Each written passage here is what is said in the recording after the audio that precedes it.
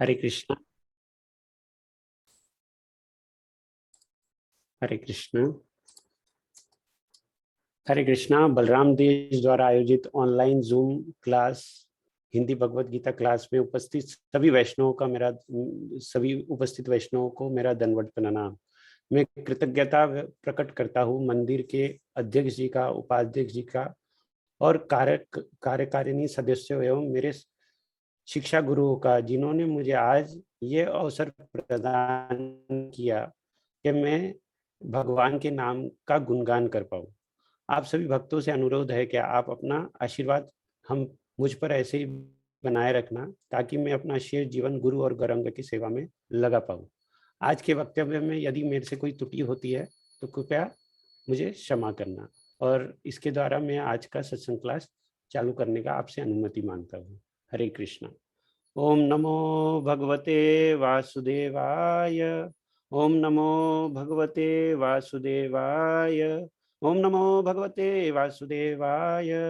नारायणं नमस्कृत्यं नरं चैव नरोत्तमं देवीं सरस्वतीं व्यासं ततो जयमुदीरये। नष्टप्रायेषु भद्रेषु नित्यं भागवत सेवया भगवती उत्तम श्लोके भक्तिर्भवति नैष्ठिकी। कृष्णाय वासुदेवाय देवकी नंदनाय च नंदगोपकुमाराय गोविंदाय नमो नमः। गोविंदाय नमो नमः। गोविंदाय नमो नमः। तो पुनः सभी भक्तों का आज रविवार के सत्संग क्लास में स्वागत है। आज हम भगवद गीता अध्याय 4 श्लोक क्रमांक 14 श्लोक है। न माम कर्माणि लिम्पन्ति न म कर्म फले स्प्रियः इति माम यो विजानाति कर्मभिर्स न स बध्यते। न माम कर्माणि लिम्पन्ति न मे कर्म फले स्प्रियः इति माम यो विजानाति कर्मभिर्न स बध्यते। न माम कर्माणि लिम्पन्ति न म कर्मे फले स्पृहः इति माम यो अभिजानाति कर्मभिर्न स बध्यते। प्रभु जी श्लोक शेयर किया प्रभु जी ने, तो अनुवाद और तात्पर्य बाय हिज डिवाइन ग्रेस ऐसी भक्ति वेदांत स्वामी शिल प्रभुपाद की जय। मुझ पर किसी कर्म का प्रभाव नहीं पड़ता, न ही मैं कर्म फल की कामना करता हूँ। जो मेरे संबंध में इस सत्य को जानता है वह भी कर्म के फल की पास से नहीं बनता। तात्पर्य: जिस प्रकार इस भौतिक जगत में संविधान के नियम है जो यह बताते हैं कि राजा न तो दंडनीय है न ही किसी राज नियमों के अधीन रहता है, उसी तरह यद्यपि कृष्णा इस भौतिक जगत के श्रेष्ठ सृष्टा है, किंतु वे भौतिक जगत के कार्यों से प्रभावित नहीं होते। सृष्टि करने पर भी वे इससे पृथक रहते हैं, जबकि जीवात्माएं भौतिक कार्यकलापों के सकाम कर्म फलों में बांधी रहती है, क्योंकि उसमें प्रकृति साधनों का प्रभुत्व दिखाने की प्रवृत्ति रहती है। किसी संस्थान का स्वामी कर्मचारियों के अच्छे बुरे कार्यों के लिए उत्तरदायी नहीं, कर्मचारी इसके लिए स्वयं उत्तरदायी होते हैं। जीवात्माएं अपने अपने इंद्रिय तृप्ति कार्य में लगी रहती है, किंतु यह कार्य भगवान द्वारा निर्दिष्ट नहीं होते। इंद्रिय तृप्ति के उत्तरात्तर उन्नति के लिए जीवात्माएं इस संसार के कर्म में प्रवृत्त है और मृत्यु के बाद स्वर्ग सुख की कामना करती रहती है। स्वयं में पूर्ण होने के कारण भगवान को तथाकथित स्वर्ग सुख का कोई आकर्षण नहीं रहता। स्वर्ग के देवता उनके द्वारा नियुक्त सेवक है। स्वामी कभी भी कर्मचारियों का सा नियमस्थिर सुख नहीं चाहता। वह भौतिक क्रिया प्रतिक्रिया से पृथक रहता है। उदाहरणार्थ, पृथ्वी पर उगने वाली विभिन्न वनस्पतियों के उगने के लिए वर्षा उत्तरदायी नहीं है, यद्यपि वर्षा के बिना वनस्पति नहीं उग सकती। वैदिक स्मृति में इस तथ्य की पुष्टि इस प्रकार होती है। निमित्त मात्र में वसो सौजान्य सर्व कर्मणि प्रधान कारणी भूत यतो वे सृज शक्ति। भौतिक सृष्टि के लिए भगवान ही परम कारण है। प्रकृति तो केवल नियमित कारण है जिससे विराट जगत दृष्टिगोचर होता है। प्राणियों की अनेक जातियां होती है, यथा देवता, मनुष्य तथा निम्न पशु, और ये सब पूर्व शुभ अशुभ कर्म के फल भोगने को बाध्य है। भगवान उन्हें ऐसे कर्म करने के लिए केवल समुचित सुविधा तथा प्रकृति के गुणों के नियम सुलभ कराते हैं, किंतु समुचित सुविधा तथा प्रकृति के गुण के नियम सुलभ कराते हैं किंतु वे उनके किसी भूत तथा वर्तमान कर्म के लिए उत्तरदायी नहीं होते। वेदांत सूत्र में 2.1.34 पुष्टि हुई है क्या? वेश्मान निग्रहणम में न सपेक्षोत्वा, भगवान किसी भी जीव के प्रति पक्षपात नहीं करते। जीवात्मा अपने कर्म के लिए स्वयं उत्तरदायी है। भगवान उसे प्रकृति अर्थात बहिरंगा शक्ति के माध्यम से केवल सुविधा प्रदान करने वाले हैं। जो व्यक्ति इस कर्म नियम की सारी बारीकियों से भली भांति अवगत होता है, वह अपने कर्म के फल से प्रभावित नहीं होता। दूसरे शब्दों में, जो व्यक्ति भगवान की इस दिव्य स्वभाव से परिचित होता है, वह कृष्ण भावनामृत में अनुभवी होता है। अतः उस पर कर्म के नियम लागू नहीं होते। जो व्यक्ति भगवान के दिव्य स्वभाव को नहीं जानता और सोचता है कि भगवान के कार्यकलाप सामान्य व्यक्तियों की तरह कर्मफल के लिए होते हैं, वे निश्चित रूप में कर्मफलों में बांधे जाते हैं। किंतु जो परम सत्य को जानता है, वह कृष्ण भावनामृत में स्थिर मुक्त जीव है। हरि ओम तत्सत। ओम अज्ञानतिम्रन्धस्य ज्ञानंजन शलाकया चक्षुरुन्मीलितं येन तस्मै श्री गुरुवे नमः। श्री चैतन्य मनोभीष्टं स्थापितं येन भूतले स्वयं रूप कदा मह्यं ददाति स्वपदान्तिकं। वन्देऽहं श्रीगुरो श्रीयुतपदकमलं श्रीगुरुं वैष्णवांश्च श्रीरूपं साग्रजातं सहगण रघुनाथान्वितं तं सजीवं साद्वैतं सावधूतं परिजनसहितं कृष्ण चैतन्य देवं श्री राधा कृष्ण पदान् सहगण ललिता श्री विशाखान्वितांश्च। हे कृष्णा करुणा सिंधु दीनबंधु जगतपते गोपेश गोपिका कांत राधा कांत नमोस्तुते। तप्त कांचन गौरांगी राधे वृंदावनेश्वरी विश्वभानुसुते देवी प्रणमामि हरिप्रिये। वाञ्छाकल्पतरुभ्यश्च कृपा सिन्धुभ्यैव च पतितानां पावनेभ्यो वैष्णवेभ्यो नमो नमः। जय श्री कृष्ण चैतन्य प्रभु नित्यानंद श्री अद्वैत गदाधर श्रीवासादि गौरभक्तवृंद।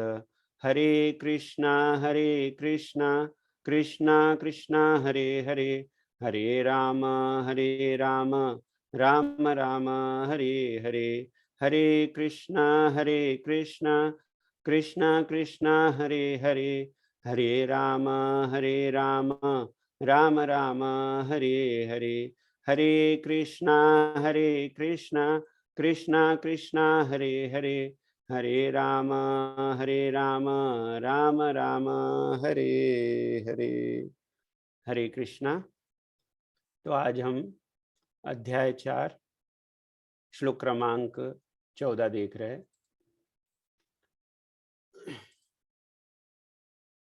तो ये जो अध्याय है उसका शीर्षक है दिव्य ज्ञान। तो हम दिव्य ज्ञान सबसे पहले देखेंगे। ये जो ज्ञान है, कैसा ज्ञान बता रहे हैं भगवान? दिव्य ज्ञान। तो हम पहले जानने का कोशिश करेंगे हम यहाँ तक कैसे पहुंचे। और सबसे पहले हम सब लोग ज्ञान, नॉलेज ये प्राप्त करना चाहते हैं। तो हम क्रमशः देखेंगे क्या ज्ञान की प्राप्ति हम कैसे कर सकते हैं। फिर दिव्य ज्ञान की प्राप्ति करने के लिए हमारे पास क्या क्या साधन मौजूद है, और फिर दिव्य ज्ञान प्राप्त करने के लिए हम भगवान ने यहाँ तक हमें कैसे पहुंचाया, और फिर हम आज का जो श्लोक है 14वां श्लोक उसको समझने का, उसके ऊपर चर्चा करने का कोशिश करेंगे। तो सबसे पहले हम देखते हैं, हमें अगर ईश्वर को समझना है और ज्ञान की प्राप्ति करनी है, तो उसके लिए एक्चुअली हम देख सकते हैं कि हम ज्ञान किस तरह से प्राप्त कर सकते हैं। तो हम 3 तरीके से ज्ञान को प्राप्त कर सकते हैं। तो पहला हम देख सकते हैं, ज्ञान प्राप्त करने का सबसे पहला स्रोत क्या है? कोई बोल सकता है प्रत्यक्ष प्रमाण। प्रत्यक्ष प्रमाण बोले तो क्या, किसे प्रत्यक्ष प्रमाण कहते हैं? जो मैं देखता हूं वही मेरे लिए सच है। तो भगवान पर विश्वास करना है यदि, तो मैं अगर उनको देख पाऊंगा तो मैं विश्वास करूंगा। लेकिन अगर इसको हम अगर बारीकी से देखें, कोई चीज ऐसी भी होती है जिन्हें हम देख नहीं सकते लेकिन हम उस पर विश्वास करते हैं।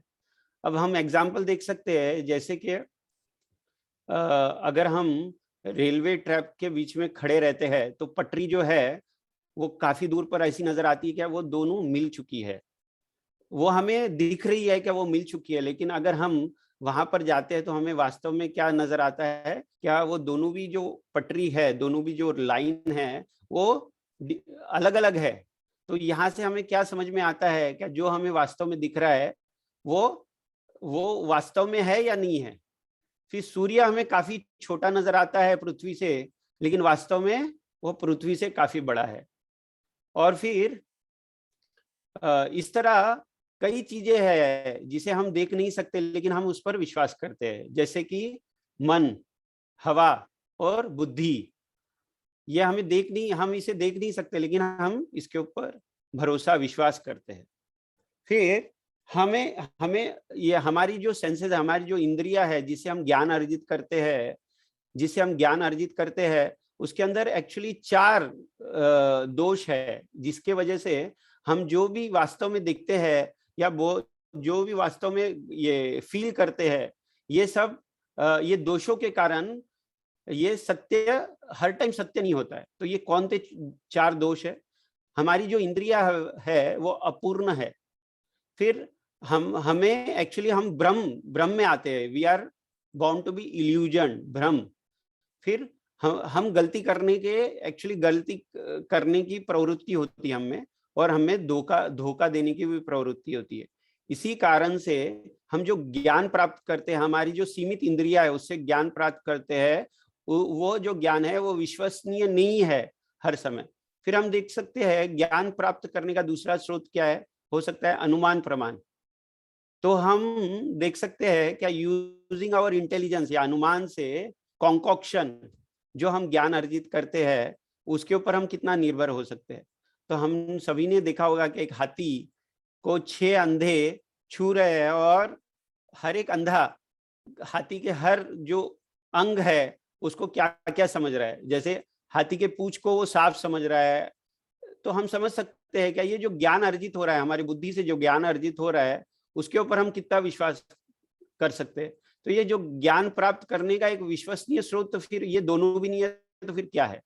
तो भगवान बताते हैं ज्ञान प्राप्त करने का तीसरा तरीका है शब्द प्रमाण, अधिकृत स्रोत से सुनना।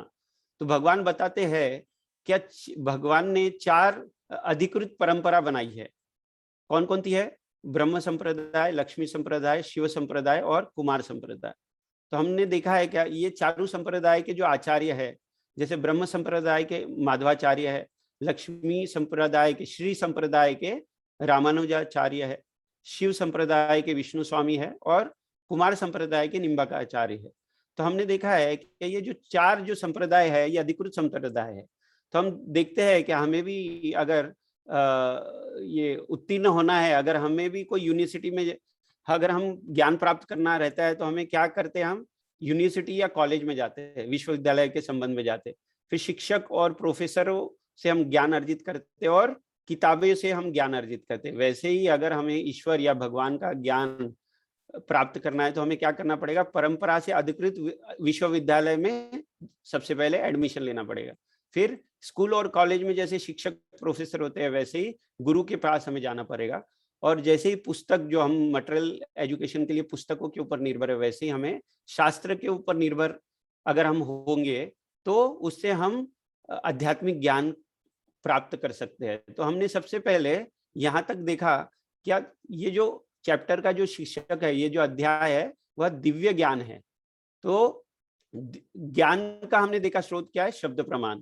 तो भगवान यहाँ हमें जो स्मृति से हमको मिलती है, और यहाँ भगवान कृष्ण स्वयं अर्जुन से ये ज्ञान बतला रहे हैं। तो हम चौथे अध्याय में, तीसरे अध्याय और चौथे अध्याय का देखिए, कर्मयोग और जो है ये ज्ञान, दिव्य ज्ञान योग, इसके बारे में हमने देखा। क्या ये अध्याय 3 में कृष्ण ने समझाया कि जो लस्ट है, वो लस्ट को, कि ये लस्ट है, उसके ज्ञान को किसने ढक लिया है, वो लस्ट ने ढक लिया है। और अज्ञान के वजह से हम लोग एक्चुअली है ना, ये 84 लाख योनियों में भटक रहे हैं। तो ये अध्याय 3 में, ये अध्याय 3 इस प्रकार दिव्य ज्ञान की महिमा को बतलाता है, और हम फिर सकाम कर्म से निष्काम कर्म योग से ऊपर उठने के लिए, हमें सक्षम होने के लिए भगवान बतलाते हैं। फिर हमारी बुद्धि को सभी इच्छाओं को, हमारी बुद्धि की सभी इच्छाओं को दूर करने के लिए फिर भगवान हमें ये दिव्य ज्ञान प्रदान कर रहे हैं, जो अध्याय 4 में भगवान हमें बतला रहे हैं। तो अध्याय 4 जो है उसका शीर्षक है दिव्य ज्ञान। तो इसको अगर हम डिफरेंट खंड में इसको बांट सकते हैं, ये अध्याय को, तो 4.1 से 4.10 एक्चुअली भगवान कृष्ण बता रहे हैं कृष्ण के बारे में दिव्य ज्ञान, कृष्ण के बारे में दिव्य ज्ञान शिष्य और उत्तर अधिकार, बोले तो जो डिसिप्लिन सेक्शन द्वारा प्राप्त किया जाना चाहिए, भगवान बता रहे। इससे कृष्ण के रूप, उनके जन्म और उनकी गतिविधियों के बारे में अगर हम सुनते हैं तो उससे क्या होता है, हम ये जो भव सागर है उससे पार कर पाएंगे। भगवान आगे बतलाते हैं। 4.9 में भगवान इसके बारे में कंफर्म कर रहे हैं। और फिर 4.5 टू 4.10 एक्चुअली भगवान अपने जो गतिविधियां है और जन्म है उसको दिव्य बतलाते हैं।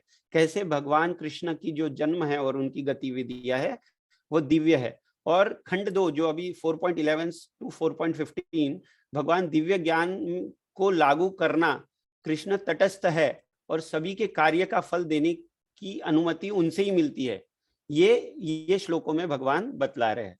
तो फिर इसका हम देख सकते हैं प्रैक्टिकल एप्लीकेशन। ये जो श्लोक है, क्या पूर्ण ज्ञान के साथ क्रियान्वित होने पर कार्य परलौकिक, ये अगर दिव्य होते हैं कि कृष्ण सभी पथों का सर्वोच्च लक्ष्य है और सभी कार्य के परिणामों का पुरस्कार देने वाले हैं। इसका एक्चुअली प्रैक्टिकल एप्लीकेशन ये जो मैंने बतलाया अभी ये है। हम देखते हैं 4.13 में भगवान वर्ण आश्रम धर्म के बारे में बतला रहे थे, और 4.14 में भगवान बतलाते हैं। तो हम देखते हैं अभी 4.13 और 4.14 का कनेक्शन हम देखेंगे। पिछले श्लोक के संबंध में हम देखते हैं। इस श्लोक में भगवान अपने विषय में बतला रहे हैं कि वे कर्म करते हुए भी कर्म से नहीं बनते, तथा जो व्यक्ति कृष्ण को इस प्रकार समझ लेता है वह कर्म से नहीं बनता है। पिछले श्लोक में भगवान ने बतलाया कि हे अर्जुन, यद्यपि मानव समाज के 4 वर्णों की रचना मैंने स्वयं की, परंतु ऐसे होने के बावजूद भी तुम मुझे अकर्ता समझो। तो अर्जुन कंफ्यूज हो गए। यहाँ कैसे भगवान कृष्ण यहाँ बतला रहे हैं क्या मैं अकर्ता हूं। भगवान ने स्वयं ने ये 4 वर्णों की रचना की, फिर भगवान स्वयं यहाँ वो ये युद्ध की पूर्ण जो नीति है, जो क्षत्रिय कुल की जो नीति है उसका कर्म कर रहे हैं। ऐसी स्थिति में भगवान कर्म करते हुए भी कैसे बतला रहे हैं कि मैं अकर्ता हूं। अर्जुन के मन में ये प्रश्न उठा, और अर्जुन की इस दुविधा को समझकर कृष्ण ने इस श्लोक में समझाते हैं क्या कर्म करते हुए भी श्री कृष्ण को कर्म नहीं बांधते। इस प्रकार अर्जुन को समझना चाहिए कि कर्म करते हुए भी वास्तव में श्री कृष्ण अकर्ता है, अर्थात कृष्ण कर्म में नहीं बनते। इस श्लोक में श्री कृष्ण की, तो हम आगे देखते हैं कि कैसे हम इसको समझ पाएंगे। इस श्लोक के ऊपर हम देखते हैं कि भगवान कृष्ण कर्म करते हुए भी कैसे अकर्ता है या कर्म उनको नहीं बांधता, और जो व्यक्ति और जो भक्त भगवान को ऐसा समझता है वो भी अपने कर्म से उसके भी कर्म उसको नहीं बांधते। तो हम देखते हैं सारे संसार, एक्चुअली सारा संसार क्या है, कर्म से बंधा हुआ है। देखिए स्मॉलेस्ट से स्मॉलेस्ट जो माइक्रोब्स है, जो 1 मिलीमीटर में लाखों की संख्या में होते हैं, से हम देखते हैं इंद्र तक सभी कर्म से बंधे हैं। और सभी के कर्म की प्रतिक्रिया से वो लोग अपने अपनी प्रतिक्रिया से भी बंधे हैं। हम सभी को अपने कर्म की प्रतिक्रिया भुगतनी पड़ती है, चाहे वो अच्छे हो या बुरे कर्म हो, इसकी सबकी प्रतिक्रिया हमें भुगतनी पड़ती है। जब तक हम इन प्रतिक्रियाओं को भुगतना या भोगना एक्चुअली इसमें लगे रहेंगे, तब तक हमें शरीर मिलता रहेगा। प्रकृति ये व्यवस्था करवाती है और हमें शरीर दिलवाती है। हमें शरीर किसके थ्रू मिलता है? हमारे कर्मों के थ्रू। विभिन्न परियोजना के लिए विभिन्न प्रकार के एक्चुअली हमको विभिन्न ये जो हम कर्म करते हैं उसके हिसाब से हमें शरीर मिलता है। अब देखिए बाघ का जो शरीर रहता है वो मांस खाने के लिए होता है, और जो सुअर का जो शरीर होता है वो क्या हो, मल खाने के लिए होता है। तो प्रत्येक व्यक्ति का जो शरीर मिलता है और जो मनुष्य का भी जो शरीर मिलता है, उसके अंदर जो दांत हमें मिलते हैं, ये क्या है? साग और सब्जी खाने के लिए होता है। तो ये सभी शरीर हमें कैसे मिल रहे हैं, कैसे प्राप्त हो रहे हैं? तो ये सभी शरीर पिछले जन्मों के जीवों को अपने कार्यों के अनुसार बनते हैं। हमारे अगले शरीर इस कार्य के, हम जो अभी कार्य कर रहे हैं उसके ऊपर निर्भर है। तो हम अभी लेकिन इससे पहले अद्भुत श्लोक में कृष्ण भगवान क्या इंगित कर रहे हैं? क्या उनकी गतिविधियां दिव्य है, और जो ये उनकी प्रकृति को यह जानता है, वह उनके अपने स्वयं की जो गतिविधियां है उसकी प्रतिक्रिया से मुक्त हो जाता है। तो हमारी जो गतिविधियां है ऐसी होनी चाहिए कि हम फिर से इस भौतिक दुनिया में ना उलझे। यह संभव हो सकता है। ये कब संभव हो सकता है? यह संभव हो सकता है अगर हम श्री कृष्ण के बारे में सुने, उनकी गतिविधियों के बारे में सुने, उनकी लीलाओं के बारे में सुने, उनके नाम का जप करें और भक्तों का संग करें। जब अगर हम ये करेंगे तो क्या होगा? ये जो भगवान की जो दिव्य लीला है, भगवान के जो दिव्य गुण है, जिसके बारे में हम जब सुनेंगे, तो भगवान यहाँ बतला रहे हैं, क्या जब मेरी ये क्वालिटीज के बारे में आप जब सुनोगे, तो आप जो कर्म कर रहे हो उससे आपका जो कर्म फल है आपको नहीं बांधेगा। तो प्रश्न उठ सकता है कि जब कृष्ण भगवान धरती पे थे तो उनका जो स्वरूप था वो दिव्य था क्या नहीं था? तो हम देखते हैं जब कृष्ण इस धरती पर आते हैं वह हमारे जैसे होते हैं क्या? उनका शरीर दिव्य होता है? तो पूरी तरह दिव्य प्रकृति के होते हैं। हम अपनी गतिविधियों के फल की इच्छा रखते हैं। हम जो भी गतिविधियां कर रहे हैं एक्चुअली उसके पीछे क्या है? हम उसके पीछे करने का रीजन क्या होता है? हम जो भी गतिविधियां कर रहे हैं उसके पीछे क्या है? हमको फल की प्राप्ति के लिए हम सब कार्य कर रहे हैं। और वो जब फल प्राप्त होता है वो हम किस लिए फल की इच्छा करते हैं? क्या उससे हमें ये हैप्पीनेस, बोले तो प्रसन्नता मिलेगी। उसका मूल रीजन क्या है? गतिविधियां क्या हमारे इंद्रियों को तृप्त हम जब करेंगे तो हमें क्या होगा? एक आनंद की अनुभूति होती है। लेकिन वो जो आनंद की अनुभूति होती है वो सब टेम्पररी होती है। क्यों? क्योंकि जो हम गतिविधियां कर रहे हैं वो टेम्पररी है। हमारा जो ये शरीर है वो टेम्पररी है, और इसीलिए जो भी हमें हैप्पीनेस या जिससे हम जो हैप्पीनेस ये कर रहे हैं, महसूस कर रहे हैं, वो भी टेम्पररी है। लेकिन भगवान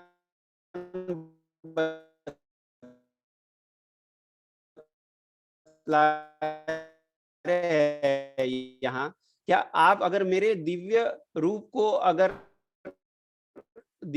के ऊपर, तो वे पूर्ण पुरुषोत्तम भगवान है और हर चीज के परिपूर्ण है। भगवान जो कृष्ण है वो परिपूर्ण है। भगवान का एक नाम है आत्मा राम। क्यों? क्योंकि वो स्वयं में संतुष्ट है, स्वयं में पूर्ण है। उनको बाहरी वस्तु की आवश्यकता नहीं है। उनको ये हैप्पीनेस के लिए भगवान को बाहरी कोई चीजों की आवश्यकता नहीं है। जैसे हमें अगर कोई आनंद की अनुभूति करनी है या हमें कोई हैप्पीनेस चाहिए तो हम क्या करते हैं? हम कोई चीज को प्राप्त करते हैं, कोई वस्तु को प्राप्त करते हैं जब हमें आनंद की अनुभूति होती है। लेकिन भगवान क्या है? आत्मा राम है। वो स्वयं में परिपूर्ण है और स्वयं में ये हैप्पी है। हम देख सकते हैं कि कृष्ण जब ये धरातल पे आए थे तब उनकी 16,108 रानी थी, जैसी उनकी पत्नियां थी। तो कुछ लोग बोलते हैं क्या वो बहुत कामुक थे, लेकिन यह तथ्य सही नहीं है। क्यों? हम देखते हैं, हमें कृष्ण की जो संबंध है इसके ऊपर ये समझने का कोशिश करना चाहिए। जैसे भौतिक संसार में पिता माता पत्नी या पति के रूप में हमारे कई संबंध है, लेकिन ये सब संबंध के पीछे एक्चुअली हम देख सकते हैं कि हमारे इंद्रभोग या इंद्रभोग की तुष्टि करने के लिए हम ये संबंध बनाते हैं। लेकिन भगवान से जिसने भी संबंध बनाया, एक्चुअली उन्होंने काफी तपस्या करने के बाद, आप देख सकते हैं क्या गोपियां काफी तपस्या करने के बाद गोपियों को ये सब कुछ प्राप्त हुआ, भगवान के साथ लीलाएं करने का अवसर प्राप्त हुआ। हम देख सकते हैं क्या भगवान की जो माता पिता है, देवकी या नंद महाराज, यशोदा या नंद महाराज, या देवकी या वसुदेव जी, इन्होंने भी काफी तपस्या की, उसके बाद ही उनको माता और पिता का दर्जा प्राप्त हुआ। तो भगवान को प्राप्त करने के लिए काफी तपस्या करने के बाद ही भगवान के साथ संबंध स्थापित हो पाया। तो हम ये नहीं समझ सकते कि हमें ये नहीं समझना चाहिए कि भगवान ने खुद के इंद्रियों को तृप्ति के लिए इतनी सारी रानियां की या इतनी सारी पत्नियां बनाई। तो हम आगे देख सकते हैं, क्योंकि कृष्ण सर्वोच्च भगवान है, वे असीमित है, और उनके असीमित होने के वजह से वो असीमित संख्या में भक्त बना सकते हैं। हम देख सकते हैं कि भगवान के असीमित भक्त है, क्योंकि भगवान असीमित है और भगवान असीमित रूप से सभी के साथ रस का आदान प्रदान कर सकते हैं। आप देख सकते हैं, अगर हमें 10 फोन कॉल आ जाते तो हम परेशान हो जाते। क्यों? क्योंकि हम बहुत सीमित है, हमारी इंद्रियां सीमित है, और हम सीमित लोगों के साथ ही अपने जो रस का आदान प्रदान कर सकते हैं। लेकिन भगवान असीमित है और असीमित संख्या के भक्तों के साथ रस का आदान प्रदान कर सकते हैं, इसीलिए भगवान के असीमित संख्या में भक्त लोग भी है। तो हम देख सकते हैं क्या यहाँ कैसे भगवान की लीलाएं सुनने से हम स्वयं को शुद्ध कर सकते हैं। कृष्णा को अनेक, तो हमने देखा कि कृष्णा के साथ जो भी संबंध किए वो कोई साधारण लोग नहीं थे, उन्होंने काफी तपस्या करने के बाद कृष्ण के साथ संबंध बना पाए।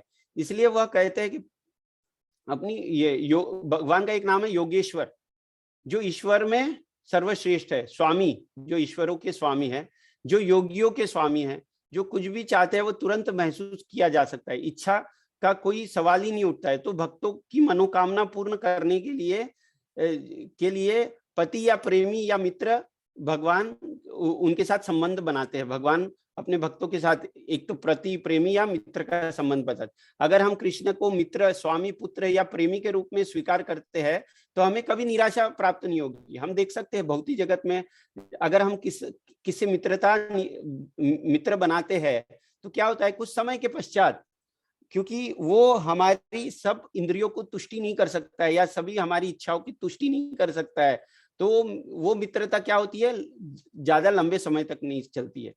हम देख सकते हैं कि हम भौतिक जगत में भौतिक जो मटेरियलिस्टिक स्वामी भी होते हैं या गुरुजी भी होते हैं, तो वो क्या करते हैं, वो अपने स्वयं की कुछ मनोकामना पूर्ण करने के लिए संबंध बनाते हैं और वो शोषण करते हैं, अपने जो ये डिसाइपल्स है उसका शोषण करते हैं। लेकिन ऐसा आध्यात्मिक जो गुरु है या भगवान स्वयं जो परम गुरु है, वो अगर हम गुरु बनाते हैं, तो जैसे अर्जुन को भगवान ने गीता का जो ज्ञान दिया जिससे वो शस्त्र उठा पाया।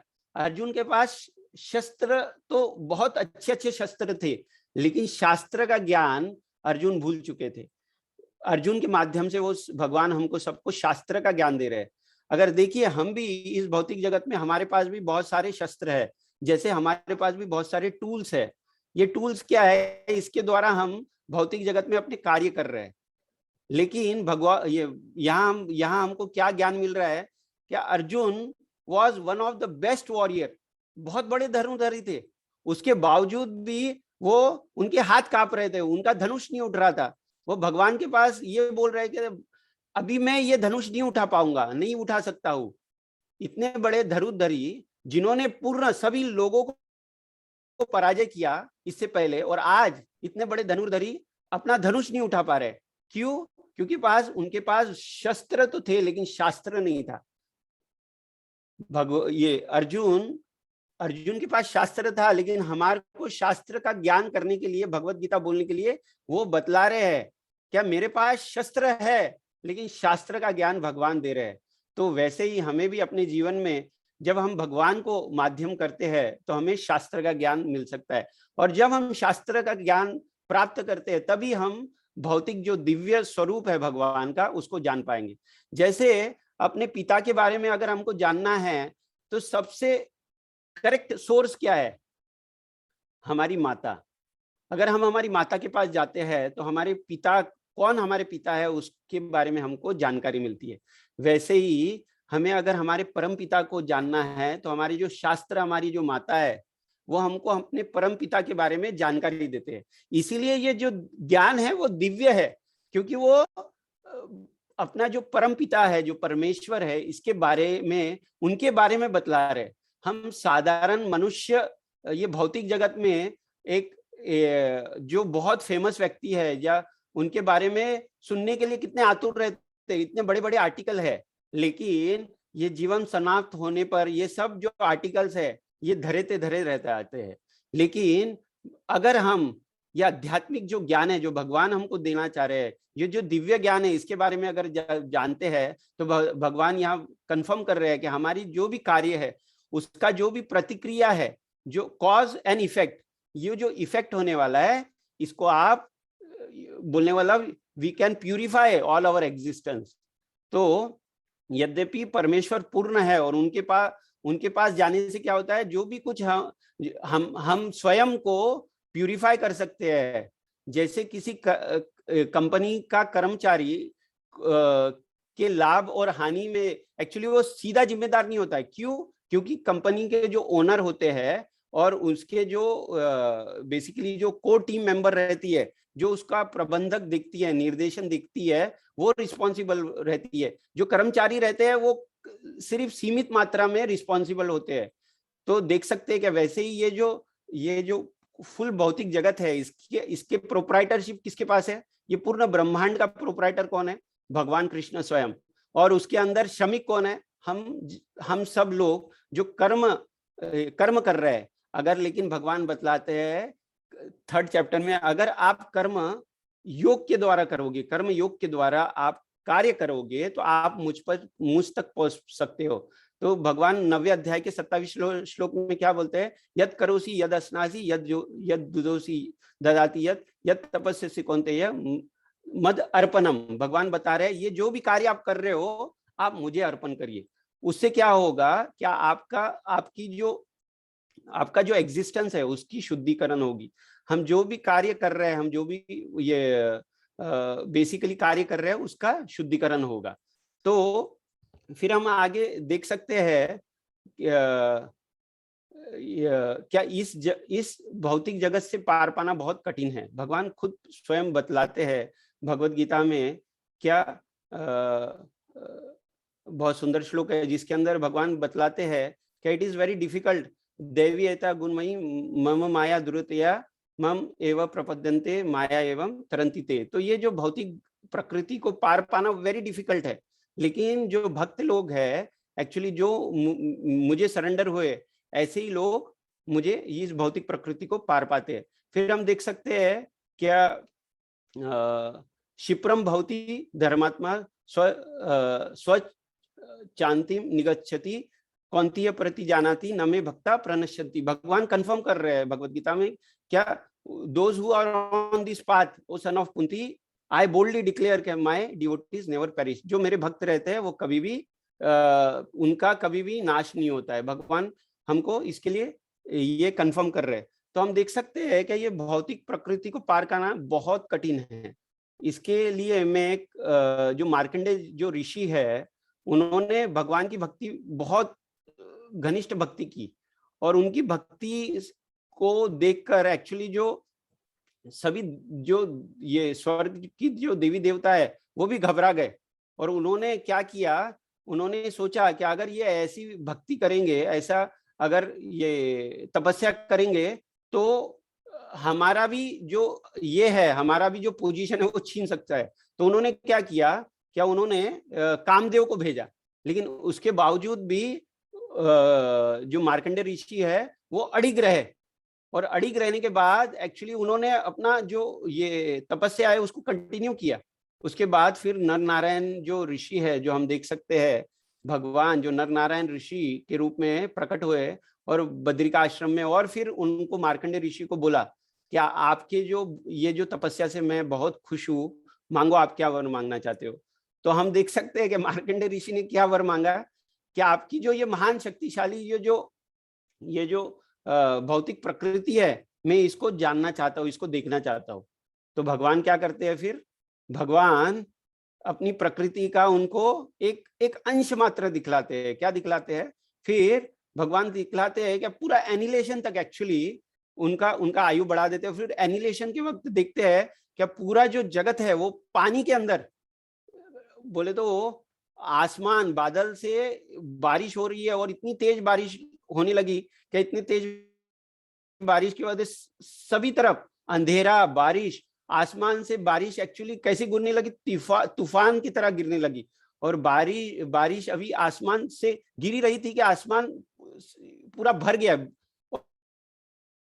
और कुछ मिनटों में पूरा ग्रह पूरी तरह ब्रह्मांड का पूरा खंड ये उसमें समा गया। और इतनी ठंडी थी, और इतनी ठंडी की वजह से ये जो मार्कंडे ऋषि है वो कपकपाने लगे, और फिर वो इतनी कड़ी वर्षा में एक्चुअली, और सब जो जो ये रहते हैं ये बड़ी विशाल मछली वगैरह वो भी उसमें उन्हें दिखने लगी। वो इतने घबरा गए, और घबराने की वजह से एक्चुअली ये बोलने का मतलब उनको ये समझ नहीं रहा था कि अभी मैं क्या करूं।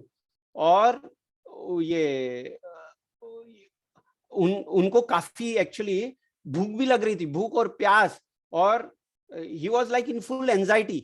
एक तूफान के बीच बोलने को उनको ये नहीं समझ में, उनको प्यास और तड़प ये सब की वजह से वो इतने परेशान हो गए। और फिर कुछ समय के पश्चात उन्होंने देखा कि दूसरे द्वीप पर एक एक वृक्ष है, और वृक्ष के ऊपर एक बालक बैठा हुआ है जो अपनी बालक बांसुरी बजा रहा है। और उन्होंने जब वो ये दृश्य देखा तो उनको काफी बोले तो संतुष्ट, और वो उनका जो मन है जो इतना बेचैन था वो शांत हुआ। और वो फिर देखने लगे क्या ये जो सब पूरा जो ये जो जलाशय है वो क्या हो रहा है, वो इस बालक के मुंह की तरफ जा रहा है। और कुछ समय के बाद पश्चात उन्होंने देखा कि वो स्वयं भी वो बालक के मुंह के अंदर बोले तो समा गए। फिर उन्होंने देखा कि पूर्ण जो ब्रह्मांड है वो उस बालक के मुंह के अंदर है। फिर भगवान ने जैसे फिर से अपने मुख से वो बाहर निकाला, वो एक्चुअली बाहर फेंका, तो उन्होंने देखा कि वो स्वयं उस मुंह से बाहर निकलकर वापिस से कुछ दूर के ऊपर गिरे। और फिर से उन्होंने देखा ये दृश्य, क्या भगवान स्वयं वहां बांसुरी बजाते हुए खड़े हैं। तो एक छोटा सा दृश्य एक्चुअली देखा कि जैसे ब्रह्मांड ये जो प्रकृति है कितनी ही अद्भुत है, और इसको एक्चुअली समझ पाना बहुत डिफिकल्ट है। मार्कंडेय ऋषि ने कई वर्षों की तपस्या करने के बाद एक्चुअली भगवान से ये प्रार्थना की थी कि मुझे आपकी इस प्रकृति का एक छोटा सा झलक दिखलाइए। तो हमें दिखते भगवत गीता के 7वें अध्याय के 14वें श्लोक में भगवान बतलाते, दैवी ऐसा गुणमयी मम माया दुर्गतिया माम एव य प्रपद्यन्ते माया मेता तरंतिते। ये जो भगवान की जो डिवाइन एनर्जी है, जो 3 गुणों से की अनुभूत है, उसको पार पाना बहुत डिफिकल्ट है। लेकिन जो भगवान को सरेंडर होते हैं, जो भगवान को आश्रय जाते हैं, उनको पार पाना बहुत ही इजी है। इसको हम एक्चुअली जैसे रामायण में हम देखते हैं जो एक केवट था, जो केवट, वो केवट भगवान राम को एक्चुअली नौका पार कराई थी। पता है हम सबको क्या उन्होंने नौका पार कराई थी। तो जैसे ही जो उनके जो सेनापति थे वो एक्चुअली, और राम भगवान और लक्ष्मण जी और सीता माई जब वहां आते हैं तो वहां केवट होता है। तो हम देख सकते हैं कि ये केवट की जो स्टोरी है, पिछले जन्म में केवट क्या रहता है, केवट एक बोलने वाला कछुआ होता है। और वो क्षीर सागर में एक्चुअली लक्ष्मी जी जहाँ भगवान ये भगवान की सेवा कर रही है, वहां वो घड़ी घड़ी भगवान का चरण स्पर्श करने के लिए आता है। तो वो जैसे ही पास में आता है, लक्ष्मी जी उसे अपना ये भगवान का चरण स्पर्श करने नहीं देती। ये काफी बार होता है एक्चुअली। और फिर ये जो कछुआ है उसको ऐसा लगता है कि लक्ष्मी जी मुझे ऐसा क्यों नहीं करने दे रही है। उसके बाद वो भगवान से प्रार्थना करता है, तो फिर भगवान उनको अपने हृदय में बतलाते हैं कि मैं जब राम के रूप में आऊंगा तो आप केवट के रूप में मेरा चरण आप चरण धोगे। तो जब भगवान राम केवट ये इस पे आते हैं, नदी के किनारे आते हैं, और जब वहां केवट होता है तो भगवान स्वयं, राम जी स्वयं गंगा के किनारे आकर केवट से प्रार्थना करते हैं कि आप मुझे यहाँ से पार कराइए, नौका से आप पार कराइए।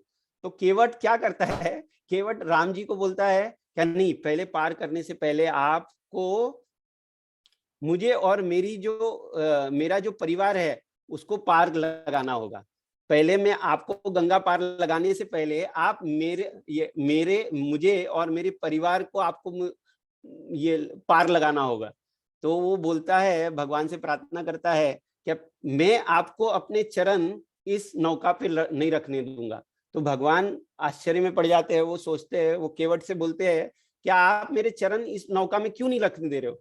तो बोलते हैं कि जैसे आपने अहिल्या को अपने चरण स्पर्श करके बोले तो एक पत्थर को स्त्री बना दिया, एक सुंदर स्त्री, वैसे ही अगर आप अपने चरण की जो रज है अगर वो मेरे ये नाव में रखोगे तो मेरी नाव भी स्त्री हो जाएगी, और फिर मेरी जो जीवन की जो जो जो व्यापन करने की जो जो ये है सामग्री, एक्चुअली आप उसको एक सुंदर स्त्री बना दोगे। तो मैं आपको अपना जो चरण जो है वो अपने ये नौका में नहीं रखने दूंगा, उससे पहले जो चरण की जो आप रज है उसको मैं साफ करूंगा और उसके बाद ही मैं आपको अपने नाव में रखने दूंगा। तो लक्ष्मण जी बोलते हैं क्या मैं साफ करता हूं। तो नहीं, वो बोलते हैं कि नहीं, आप अगर साफ करोगे और कोई रज रह जाएगी तब भी मेरी नौका ये स्त्री बन जाएगी, सुंदर स्त्री बन जाएगी, तो मैं आपको ये करने नहीं दूंगा। तो फिर ये जो केवट होता है वो बोलता है कि अगर मैं आपका जो चरण है उसको मैं धोऊंगा और उसको मैं पीऊंगा और मेरे परिवार को भी पिलाऊंगा, ताकि आप मुझे और मेरे पूर्ण परिवार को एक्चुअली आप तार दोगे, उसका उद्धार कर दोगे। आप हमारी जो नौका है, जो भवसागर नौका है, उसको पार लगा दोगे। पहले मैं आपको गंगा पार करने से पहले आपको हमारी नौका पार लगानी पड़ेगी, ये केवट भगवान से बोलता है। तो फिर लक्ष्मण जी बोलते हैं क्या ठीक है, केवट को बोलते हैं कि आप भगवान के चरण धोइए, लेकिन उसके बाद मैं भगवान को उठा के आपकी नौका में रखूंगा। तो वो बोलते हैं नहीं नहीं भाई, ये कार्य भी मैं ही करूंगा। तो केवट क्या करता है, भगवान के चरण धोता है और वो चरण चरण ये जो चन्नामृत है वो स्वयं भी पीता है और अपने पूर्ण परिवार को पिलाता है। तो हम देख सकते हैं ये जो नौका है वो हमारे कर्म है, और गंगा जो है जिसको करके भगवान को जाना था, जो गंगा क्या है वो भक्ति रूपी अपनी धारा है। तो हम देख सकते हैं कि जिसने भी कर्म ये जिसने जिसने अपने कर्म भक्ति में डिबोए है, जो भी व्यक्ति ने अपने कर्म भक्ति में डुबोए है, उसको क्या करते हैं, उसके घाट पर राम जी स्वयं आते हैं। जैसे ये केवट के घाट पर राम जी स्वयं चलकर आए थे और उन्होंने प्रार्थना की केवट से क्या मुझे आप गंगा पार करिए। वैसे ही जब भी हम अपने कर्म इस भक्ति रूपी गंगा ये भक्ति रूपी गंगा में डुबाएंगे, जो हमारे जो कर्म है भक्ति रूपी भगवान के लिए कार्य करेंगे, तब क्या करेंगे, भगवान जैसे केवट के लिए स्वयं वो घाट पे आए, वैसे ही भगवान हमारे सबके लिए हमारे घर पर हमारे हृदय में भगवान बसकर हमारा जो कर्म है उसका शुद्धिकरण करेंगे। और भगवान जैसे उसकी नौका पार की, भगवान ने जैसी उसको भवसागर से पार लगाया, वैसे ही हम सबको भी भगवान भवसागर से पार लगाएंगे। इसलिए केवट के स्टोरी से हमें ये जानने को मिलता है कि भगवान और भगवान की जो लीलाएं है वो सब दिव्य है, और भगवान के साथ जो लीलाएं कर रहे हैं वो भी दिव्य है। इसलिए भक्ति पुरुषोत्तम स्वामी महाराज एक बार जब हमें कथा कर रहे थे तो हम वो बतला रहे थे कि हम सभी लोग इतने एक्चुअली ये कृतज्ञ होना चाहिए कि भगवान ने हमको अपनी लीलाओं में, चैतन्य महाप्रभु ने अपने लीलाओं में हमें समावेश करने के लिए अवसर दिया है। तो इसलिए हम सभी लोग अपने कर्म को ऐसे करने चाहिए ताकि हम भगवान की भक्ति कर पाए। वो कर्म के थ्रू हम भगवान की भक्ति करा। हम में काफी सारी स्किल्स है, डिफरेंट डिफरेंट मटेरियल स्किल्स है। अगर वो हम भगवान के कार्य के लिए लगाएंगे और भगवान ये प्रचार के लिए लगाएंगे, भक्ति करने के लिए लगाएंगे या भक्ति का प्रचार करने के लिए लगाएंगे, तो क्या होगा, भगवान जैसे केवट की नैया पार की, वैसे ही हम सबकी भी भगवान नैया पार कर सकते हैं। तो ये इसके उपरांत में अपना जो ये है क्लास उसको विराम देना चाहूंगा। लेकिन उससे पहले मैं जस्ट संक्षेप में आज जो हमने श्लोक देखा उसके ऊपर हम जस्ट रिकैप करते हैं। हमने आज चौथे अध्याय का 14वां श्लोक देखा, लेकिन उससे पहले जाने से पहले हमने देखा क्या ये जो कर्मयोग है, हमने कर्मयोग और दिव्य ज्ञान जो है भगवान जो हमें यहाँ बतला रहे हैं उस तक हमने कैसे पहुंचा। तो ज्ञान प्राप्त करने के हमने देखा कि 3 साधन होते हैं, प्रत्यक्ष प्रमाण, अनुमान प्रमाण और शब्द प्रमाण। तो हमने कैसे देखा कि हमारी जो इंद्रिया है वो काफी सीमित है, उसके वजह से हम जो भी ज्ञान अर्जित करते हैं इन इंद्रियों से वो सीमित ज्ञान होते हैं, क्योंकि भगवान परमेश्वर जो अनंत है वो सीमित इंद्रियों से उनको नहीं जान पाएंगे हम लोग। इसलिए ये जो ज्ञान अर्जित करने का, जो हमारी इंद्रियों से ज्ञान अर्जित करने का ये वास्तविक एक्चुअली ये स्रोत ये पूर्ण हम ज्ञान प्राप्त नहीं कर सकते हमारी जो इंद्रिया, क्योंकि हमारी जो इंद्रिया है वो अपूर्ण है और उससे पूर्ण ज्ञान हम प्राप्त नहीं कर सकते। फिर हमने देखा कि दूसरा साधन क्या है, अनुमान प्रमाण। अनुमान हम लिख सकते थ्रू अवर इंटेलिजेंस और कॉन्कक्शन हम देख सकते हैं। हमने सबने ये सुना है कि एक 6 ब्लाइंड मैन टचिंग एलिफेंट, जो 6 जो ब्लाइंड मैन है, जो अंधे व्यक्ति है, हाथी को डिफरेंट पार्ट्स को टच करके डिफरेंट चीज अनुभव कर रहे हैं और उनको लग रहा है क्या ये है। लेकिन ये जो ज्ञान है, क्योंकि हमारी जो बुद्धि है वो भी सीमित है, क्योंकि हमारी जो बुद्धि है जो ज्ञान किसे अर्जित कर रही है, इंद्रियों से कर रही है, और हमारी बुद्धि भी सीमित होने की वजह से असीमित जो है वो प्राप्त नहीं कर सकती। तो फिर हमने देखा क्या, अगर असीमित ज्ञान प्राप्त करना है या दिव्य ज्ञान प्राप्त करना है, उसके लिए सही साधन क्या है, शब्द प्रमाण। तो शब्द प्रमाण हमने देखा, शब्द प्रमाण जो है भगवान बतलाते हैं कि शब्द उसके लिए अधिकृत क्या है, 4 परंपरा दी गई है, ब्रह्म संप्रदाय, श्री संप्रदाय, शिव संप्रदाय और कुमार संप्रदाय। तो उसके चारों भी जो उनके जो आचार्यगण जो है, मध्वाचार्य, रामानुजाचार्य, विष्णु स्वामी और निम्बकाचार्य। तो हम देख सकते हैं कि ये जो जैसे हमें भौतिक ज्ञान प्राप्त करने के लिए हम स्कूल और कॉलेज में जाते हैं, वहाँ प्रोफेसर हमें पढ़ाते हैं और किताबों का हम यूज करते हैं, वैसे ही अगर हमें आध्यात्मिक ज्ञान प्राप्त करना है तो हमें क्या करना पड़ेगा, ये जो अधिकृत जो विश्वविद्यालय है, जो डिसिप्लिक सक्सेशन से जो परंपरा में जो आया है, ये जो 4 परंपरा जो हमने अभी चर्चा की, ये 4 परंपरा में जो गुरुजन आए हैं हमें डिसिप्लिक सक्सेशन में, वो हमें इसके बारे में ज्ञान दे सकते हैं। और जो पुस्तकें कौन सी है, शास्त्र, जो हमारी माताएं है, जो हमें परमपिता का ज्ञान दे सकती है, यही एक सोर्स है।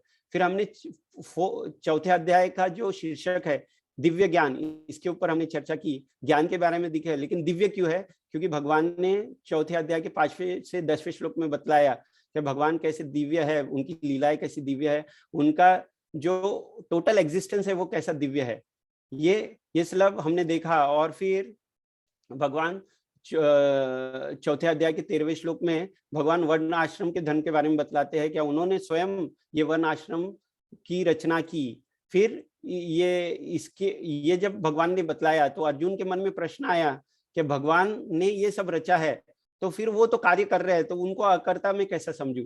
तो ये सब जब अर्जुन ने समझा तो अर्जुन की दुविधा दूर करने के लिए एक्चुअली ये 14वां श्लोक भगवान ने अर्जुन को बतलाया। क्या क्या श्लोक है, मुझ पर किसी कर्म का प्रभाव नहीं पड़ता, न ही मैं कर्म फल की कामना करता हूँ, और जो मेरे संबंध में इस सत्य को जानता है वो कर्म के फल से के पास से बच पाता है।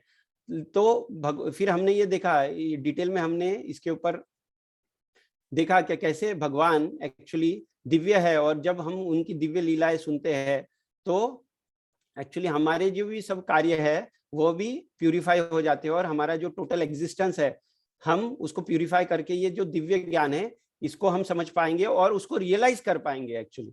तो हमने देखा आगे इसके अंदर क्या हम जो सब जो कार्य कर रहे हैं इसका हमको जो कर्म है उसका इफेक्ट बोले तो फल, उसके लिए हम कार्य कर रहे हैं, लेकिन भगवान जो भी कार्य करते हैं वो कर्म फल की अपेक्षा से नहीं करते, क्योंकि भगवान का और एक नाम है आत्माराम, वो स्वयं में संतुष्ट है।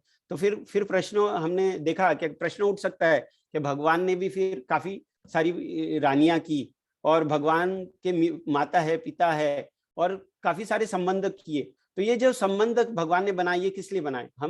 हमने देखा कि हम जो भौतिक संबंध स्थापित करते हैं क्या हमारे इंद्र भोग या तुष्टि के लिए करते हैं, लेकिन भगवान जो भी कार्य कर रहे हैं इसके पीछे जो भी भक्तगण है इन्होंने काफी तपस्या करने के बाद भगवान के साथ अपना संबंध स्थापित कर पाए।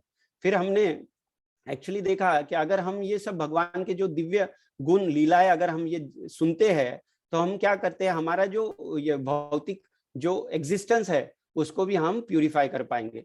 फिर हमने देखा कि ये जो भौतिक जगत है ये बहुत डिफिकल्ट है, it is very difficult to overcome this material world. तो इसके लिए हमने देखा एक छोटा सा कहानी हमने देखा कि जिसके अंदर मार्कंडेय ऋषि ने इसको पार पाने के लिए एक्चुअली भगवान की काफी तपस्या की, और उसके बाद तपस्या करने के बाद जब उनको नर नारायण ने उनको वरदान दिया क्या ठीक है आपको मैं ये जो हमारा जो भौतिक मेरा जो भौतिक जो सृष्टि है इसके बारे में एक छोटी सी झलक दिखलाऊंगा। तो एनिलेशन जो है ना, एनिलेशन का एक छोटा सा मात्र उन्होंने दिखलाया, and he was so bewildered, बोलने वाला वो he was full in anxiety, बोलने वाला वो इतने एंजाइटी में थे। तब हम इससे क्या समझ पाते हैं, क्या जो भगवान की सृष्टि को पार पाना बहुत कठिन है, लेकिन कौन वो पार पा सकता है? भगवान की भक्ति पार पा सकते हैं। तो हमने 7वें अध्याय का 14वां श्लोक लिया इससे, देवी ऐसा गुणमयी मम माया दुरत्य माम एव ये प्रपद्यन्ते माया मेता तरंतिते। क्या भगवान की जो ये डिवाइन एनर्जी है जो 3 मोड्स ऑफ मटेरियल नेचर जो 3 गुणों के अधीन है, इट इज बहुत ही डिफिकल्ट है ओवरकम करना, लेकिन जो भगवान के जो भक्त है इजीली क्रॉस ओवर कर सकते हैं। फिर इसके लिए हमने जो केवट की स्टोरी देखी, क्या जैसे रामायण में केवट ने स्वयं की जो नौका कैसी पार लगाई, और अपने जो पूर्ण परिवार का नौका कैसा उन्होंने पार लगाया भगवान की सेवा करके। वो पहले पिछले जन्म में पहले कछुए थे और उनको काफी भगवान के चरण स्पर्श करने थे, भगवान की सेवा करनी थी, लेकिन लक्ष्मी जी ने कभी उनको ये करने नहीं दिया। फिर उन्होंने अपने अगले जन्म में वो केवट बने, और जब वो राम जी स्वयं गंगा के किनारे आते हैं और उन्हें प्रार्थना करते कि आप मुझे ये नौका से ये गंगा पार कराइए, तो केवट क्या बोलता है, आपको पहले मेरी और मेरे परिवार की नौका पार करनी पड़ेगी, फिर मैं आपको गंगा पार करवाऊंगा। तो फिर हमने देखा कि केवट ये जो नौका है वो किसको दर्शाती है? अपने कर्म को। और जो गंगा जो केवट ने भगवान को गंगा जो पार करवाई, वो गंगा किसको दर्शाती है? भक्ति की जो धारा है, अगर हम अपने कर्म भक्ति में डुबो कर रखोगे तो भगवान जैसे स्वयं केवट को मिलने के लिए गंगा में आए, और उन्होंने ये एक्चुअली केवट को प्रार्थना की कि आप मुझे गंगा पार कराइए। वैसे ही अगर हम सब भी अपने जो कर्म है अगर उसको भक्ति में डुबो के रखेंगे तो भगवान भी स्वयं हमारे घर पे हमारे हृदय में आएंगे और हमारी भी जो ये भवसागर से जो नौका है ना उसको पार लगाएंगे। तो हरे कृष्णा, धन्यवाद। मैं फिर से पुनः ये मंदिर के सभी कार्यकारी अध्यक्ष और उपाध्यक्ष जी और सभी ये सदस्यों का धन्यवाद कहना चाहूंगा कि मुझे ये अवसर दिया, और यहाँ उपस्थित भक्तगण जिन्होंने ये एक्चुअली कथा के ऊपर चर्चा जो हमने की उसका श्रवण किया, उसके लिए मैं धन्यवाद कहना चाहूंगा। अगर मेरे से कोई त्रुटि इस क्लास में हो गई है तो प्लीज क्षमा करना। अगर आप लोगों के कोई प्रश्न है तो यहाँ जो वरिष्ठ भक्तगण है वो उसको आंसर देने के लिए आंसर देंगे। हरे कृष्णा।